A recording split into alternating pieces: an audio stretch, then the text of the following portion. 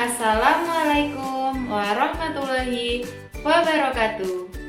Hai adik-adik, di sini untuk mengawali video pembelajaran IPA kali ini dengan saya Kak Cici, kita akan membahas bab yang pertama. Nah, di bab yang pertama ini kita akan membahas tentang besaran dan satuan. Nah, adik-adik, besaran dan satuan itu sendiri adalah suatu yang dapat diukur dan dinyatakan dengan angka, seperti panjang, waktu, dan massa. Dahulu kala belum adanya satuan internasional. Jadi, pengukuran di Indonesia ini menggunakan jengkal, hasta, dan depa. Di negara Inggris, pengukuran itu menggunakan satuan inci dan kaki. Sedangkan di negara Prancis itu sendiri, pengukuran dinyatakan dengan satuan meter. Dengan adanya satuan yang berbeda-beda di setiap negara, memunculkan kesukaran di berbagai orang, sehingga dibuatlah satuan internasional. Jumlah besaran pokok ada 7, panjang meter, massa kilogram, waktu sekon, suhu Kelvin, kuat arus satuannya ampere, intensitas cahaya kandela, jumlah zat satuannya mol.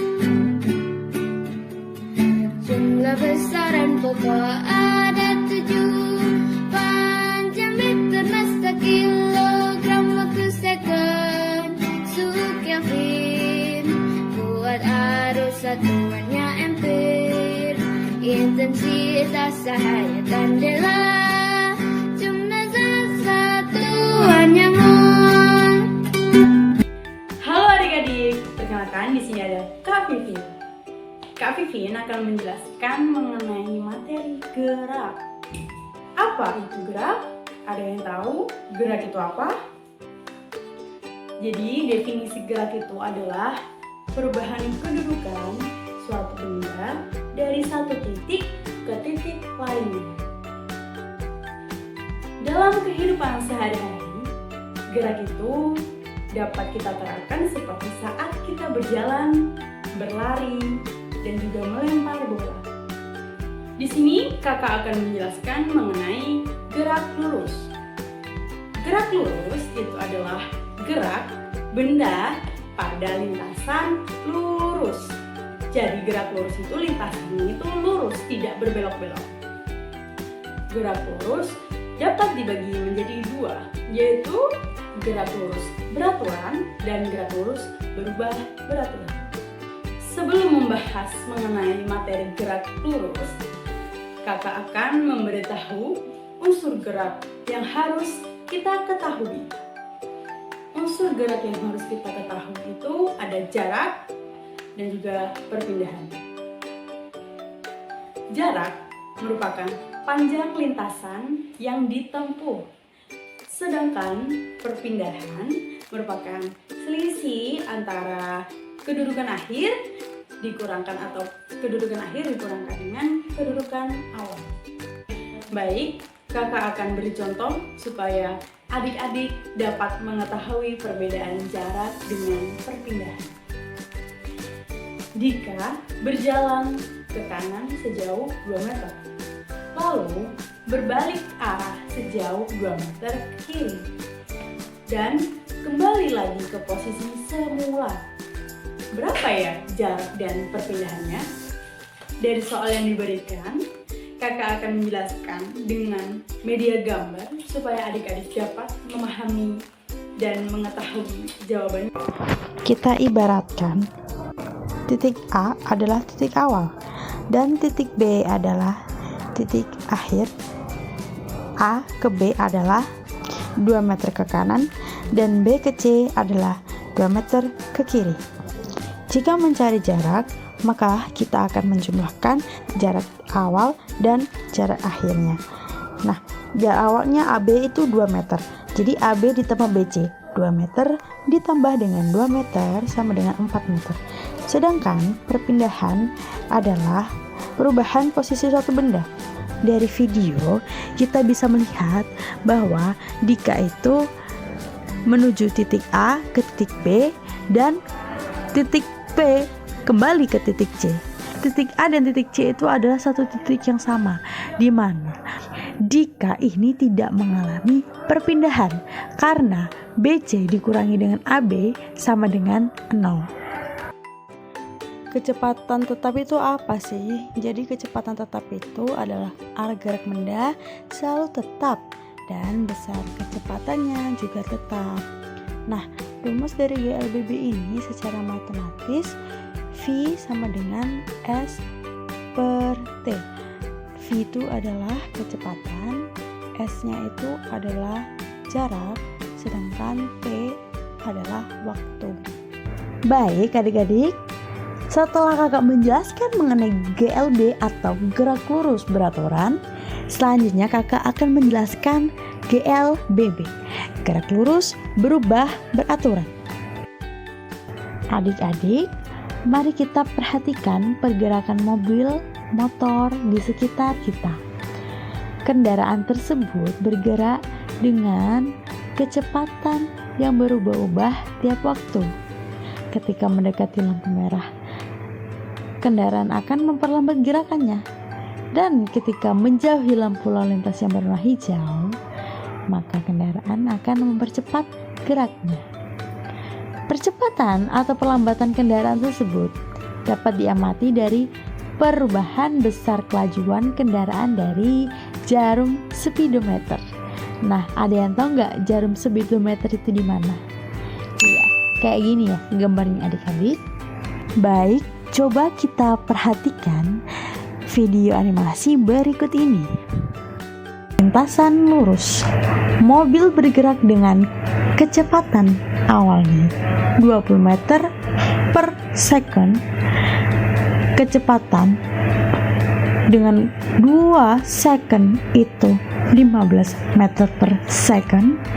Sedangkan kecepatan 5 meter per second ditempuh dengan waktu 3 second. Nah, adik-adik, dari sini dapat kita lihat mobil mengalami kecepatan yang berubah beraturan dengan percepatan konstan atau mengalami gerak lurus berubah beraturan.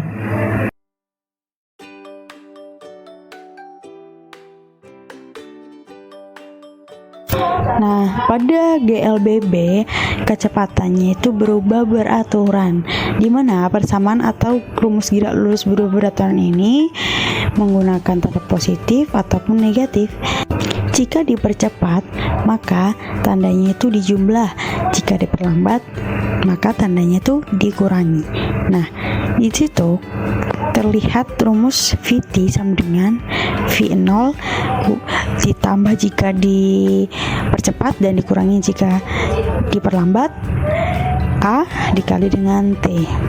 VT itu adalah kecepatan awal, V0 itu kecepatan akhir, T-nya itu adalah waktu, dan A-nya itu adalah percepatan. Halo adik-adik, sekarang dengan saya Kak Cici. Kali ini kita masuk di bab yang ketiga. Nah, di bab yang ketiga ini kita akan membahas tentang energi. Apakah adik-adik sudah tahu apa itu energi? Oke, energi itu sendiri adalah suatu kemampuan untuk menghasilkan kerja dan usaha. Nah, perubahan energi adalah suatu perubahan bentuk energi satu ke bentuk energi yang lainnya. Nah, pengertian perubahan energi sebelumnya itu terpaku dalam hukum kekekalan energi yang berbunyi, energi tidak dapat dihilangkan atau diciptakan, melainkan energi dapat diubah dari bentuk energi satu ke bentuk energi yang lainnya. Baik adik-adik, sekarang kakak akan menjelaskan tentang bentuk-bentuk energi. Yang pertama ada energi matahari, kedua energi angin, ketiga energi air, keempat energi listrik, kelima energi panas, keenam energi cahaya, ketujuh energi bunyi, kedelapan energi kimia, kesembilan energi gerak, dan yang terakhir adalah energi otot. Nah, aslinya adik-adik masih banyak sekali macam-macam energi yang ada di sekeliling kita. Tetapi kita tidak akan membahas hal itu semua, melainkan kita hanya akan membahas 10 bentuk-bentuk energi yang telah disebutkan sebelumnya. Contoh perubahan energi pada matahari. Yang pertama, saat kita menjemur pakaian. Di sini, energi matahari berubah menjadi energi panas. Itulah sebabnya ketika kita menjemur pakaian di bawah sinar matahari, pakaian kita akan kering. Pada saat matahari menyinari bumi, energi matahari juga dapat berubah menjadi energi cahaya.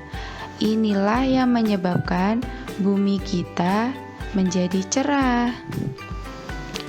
Matahari juga membantu proses fotosintesis pada tumbuhan. Selain itu, matahari juga membantu proses pengeringan ikan maupun kerupuk. Selanjutnya, matahari menghasilkan tenaga listrik dari panel surya. Contoh perubahan energi listrik.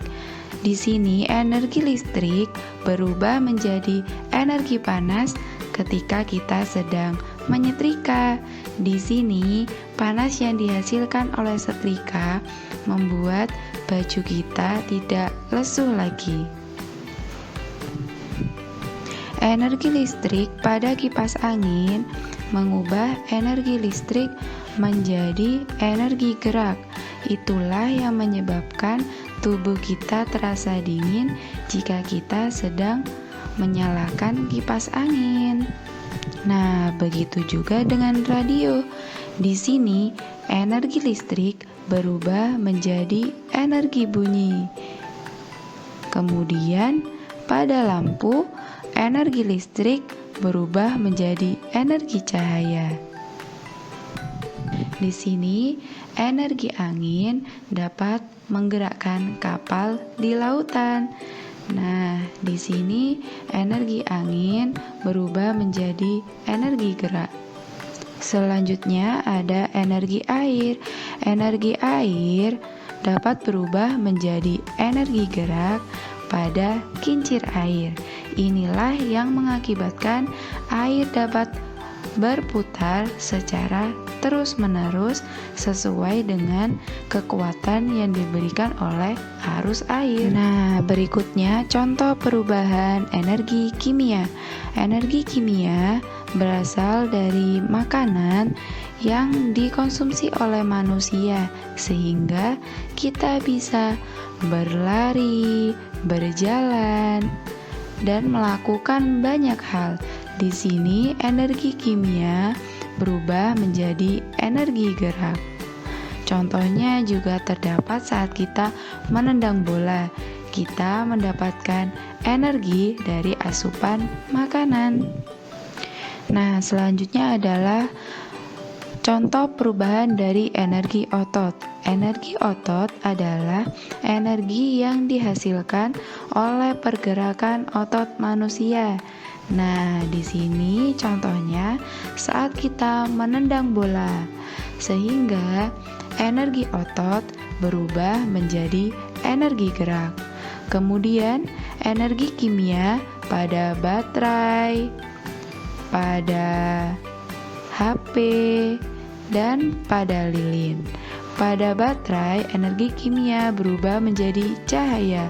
Pada HP, energi kimia berubah menjadi bunyi. Kemudian pada lilin, energi kimia berubah menjadi cahaya panas. Nah, itu dia. Halo adik-adik, perkenalkan nama kakak Fadila. Kalian bisa panggil kakak Kadila. Pada materi kali ini, kakak akan membahas mengenai magnet dan listrik. Yuk simak penjelasan berikutnya. Magnet berasal dari nama daerah di Yunani yaitu Magnesia. Lebih dari 2000 tahun yang lalu, orang Yunani yang hidup di Magnesia menemukan batu yang istimewa. Magnet adalah suatu benda yang dapat menarik benda logam di sekitarnya karena memiliki medan magnet. Apa aja sih sifat-sifat magnet? Yang pertama, magnet dapat menarik benda-benda tertentu. Contohnya seperti besi, nikel, dan kobalt. Ketiga benda tersebut disebut sebagai benda magnetis. Sementara kertas, pensil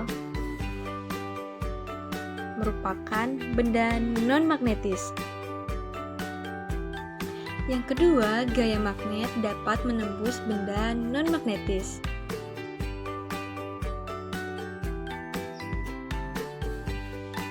Semakin dekat jarak benda ke magnet, maka semakin kuat pula gaya tarik magnet. Yang ketiga, magnet memiliki kutub, yaitu kutub utara dan juga kutub selatan. Biasanya, kutub utara magnet ini dapat disimbolkan dengan huruf N, dan kutub selatan disimbolkan dengan huruf S.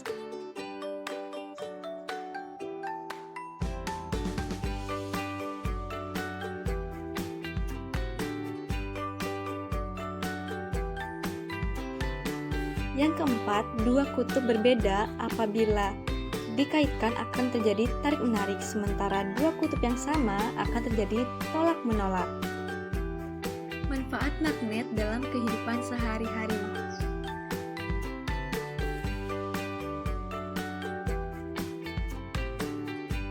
Yang pertama, dinamo, yang kedua, lemari es, yang ketiga, pengunci kotak pensil, dan keempat, yaitu kompas. Secara garis besar, terdapat dua jenis magnet, yaitu magnet alam dan juga magnet buatan. Magnet buatan ialah magnet yang dibuat dari besi atau baja dan digunakan untuk berbagai kebutuhan. Bentuk magnet buatan, yang pertama itu ada magnet batang, magnet jarum, magnet tabung, magnet huruf U, dan magnet ladam atau tapal kuda. Apa itu listrik?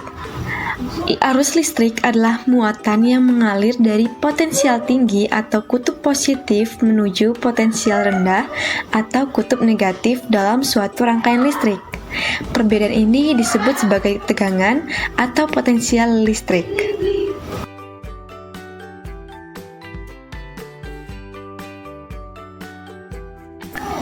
Rangkaian listrik adalah susunan komponen-komponen listrik yang dihubungkan sehingga adanya arus listrik. Rangkaian listrik terdiri dari baterai, kabel, saklar, dan lampu.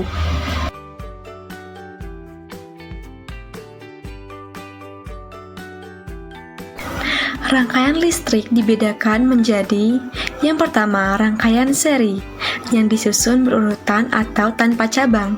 Yang kedua, rangkaian paralel yang dihubungkan secara berjajar dengan beberapa cabang. Dan yang terakhir, rangkaian campuran, rangkaian antara seri dan paralel.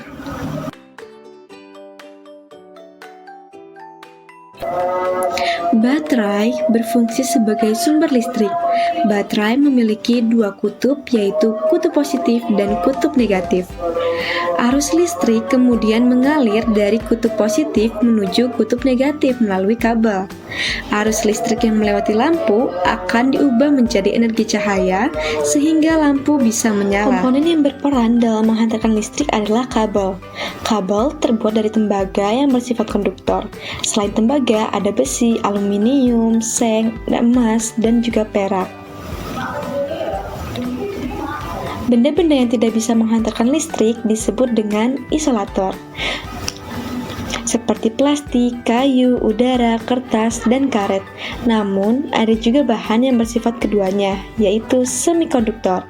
Semikonduktor akan bersifat isolator pada suhu rendah, tetapi bisa bersifat konduktor pada suhu tinggi. Contohnya karbon, silikon, dan germanium. Magnet dapat menjadi energi listrik. Magnet pada generator dapat berputar karena adanya gerakan dari turbin atau kincir, sehingga sumber energi penggerak inilah yang membedakan jenis-jenis pembangkit listrik. Selain itu, sumber energi listrik bisa berasal dari energi cahaya, yaitu PLTS, pembangkit listrik tenaga surya.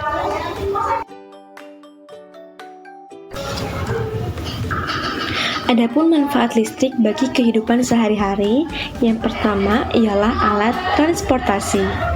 Contohnya seperti kereta listrik, mobil listrik, dan juga sepeda motor listrik.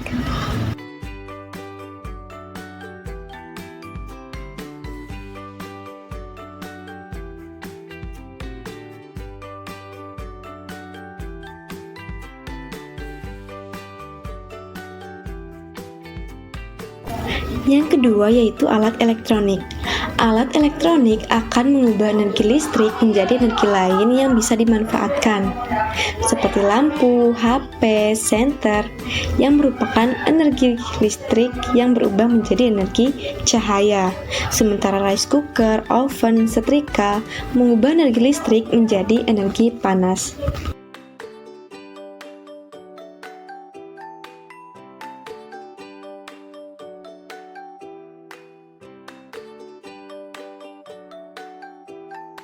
Halo adik-adik, sekarang kita telah sampai di materi terakhir video ini, yaitu tentang tata surya.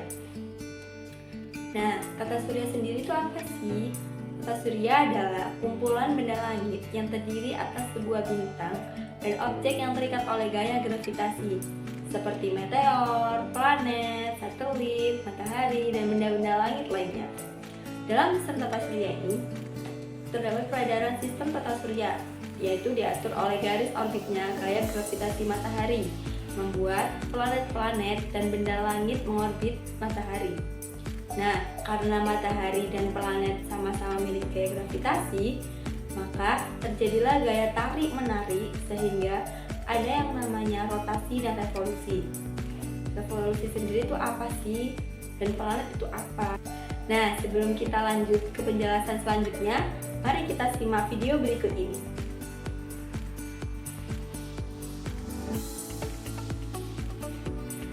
Tata surya.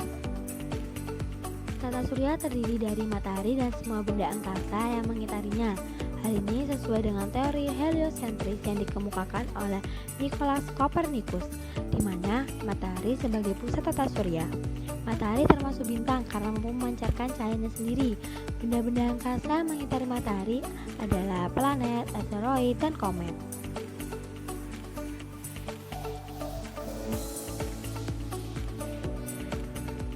Asteroid terbentuk dari batuan luar angkasa yang mengandung sedikit logam dan bergerak mengelilingi matahari. Asteroid berkumpul pada lintasan yang bernama sabu asteroid, sedangkan komet disebut dengan bintang berekor. Ekor komet berukuran sangat panjang dengan arah selalu menjauhi matahari karena dorongan angin dan radiasi matahari.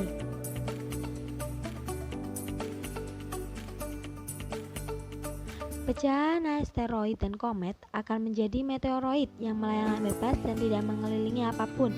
Meteoroid yang jatuh ke bumi dan terbakar habis di atmosfer bumi disebut dengan meteor.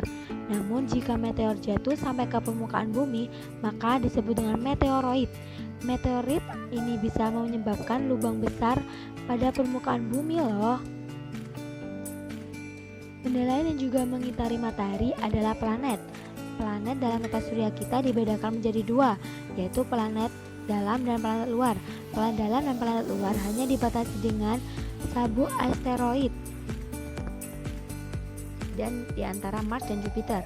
Planet dalam adalah Merkurius, Venus, Bumi, dan Mars, yaitu yang paling dekat dengan matahari. Sedangkan planet luar adalah planet Jupiter, Saturnus, Uranus, dan Neptunus yang jauh dari matahari. Merkurius adalah planet yang paling dekat dengan matahari dan paling kecil ukurannya, hanya 40% dari ukuran bumi. Venus dijuluki dengan bintang fajar atau bintang senja karena terlihat terang dari bumi, dan planet paling panas karena hampir seluruh atmosfernya terdiri dari karbon dioksida yang menyebabkan efek rumah kaca. Bumi adalah planet yang kita tempati dan salah satu planet yang memiliki kehidupan. Dan Mars dijuluki dengan planet merah karena permukaan planet mengandung hasil besi oksida yang berwarna kemerahan.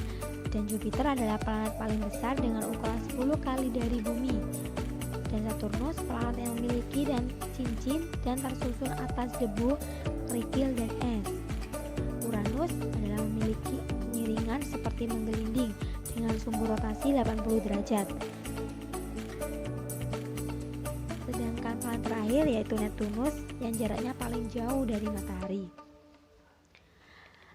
Setiap planet termasuk bumi berputar pada porosnya. Gerakan ini disebut rotasi bumi. Bumi berputar dari barat ke timur atau berlawanan arah jarum jam.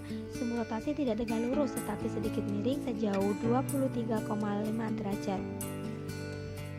Periode rotasi bumi yaitu 24 jam atau 1 hari. Rotasi bumi menyebabkan adanya siang dan malam di bumi. Siang dialami oleh wilayah bumi yang menghadap ke matahari. Sebaliknya, malam dialami oleh wilayah bumi yang membelakangi matahari. Selain pergantian siang dan malam, rotasi bumi juga menyebabkan hal-hal berikut, antara lain gerak semu harian matahari.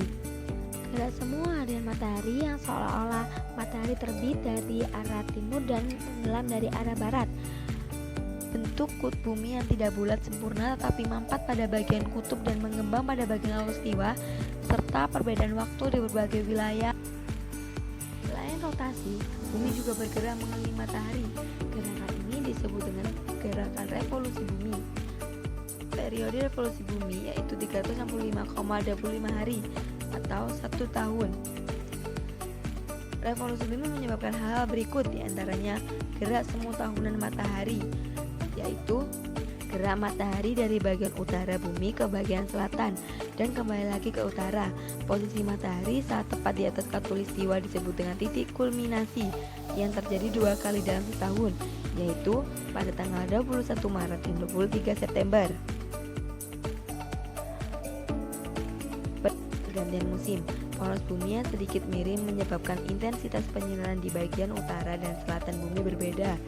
Jika matahari lebih cenderung menghadap ke bagian utara, maka akan terjadi musim panas di bagian utara dan musim dingin di bagian selatan. Begitupun sebaliknya. Saat musim panas, lama waktu siang akan terasa lebih panjang. Nah, sekarang sudah pada tahu tentang tata surya kan?